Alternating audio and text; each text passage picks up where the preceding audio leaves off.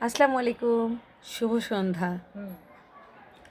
আপনার ক্ষুধা লাগার সময় খাবার খেলে যেমন খুব আনন্দ হয়, ঠিক তেমনি বন্ধুসুলভ মেজাজে যখন সহযোগিতাপূর্ণভাবে আপনি কাজ করবেন বা আপনার সাথের লোকজন কাজ করবে, তখন দেখবেন বিনা অবসাদে আপনি দীর্ঘ সময় কাজ করতে পারছেন।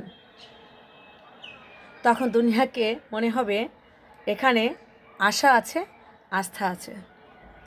ঠিক উল্টোভাবে যদি আমি ভাবি, আপনি গোমরা মুখে বা বেজার মুখে এবং গোমরা মুখ মানুষদের সাথে যদি কাজ করেন, আপনি কিছু সময় পরই ক্লান্তি বোধ করবেন। কারণ হাসি একটি সংক্রামক ব্যাধি। আপনার হাসি মুখ দেখলে, হাসি মুখে থাকলে আপনি অটোমেটিক হাসি হাসি মনেই কাজ করতে পারবেন। এই হাসি কিন্তু অনেক অনেক রোগের ওষুধ হিসেবে কাজ করে। তাই নিজে হাসুন, হাসি মুখে থাকুন, পাশের জনকেও ভালো রাখুন। ধন্যবাদ।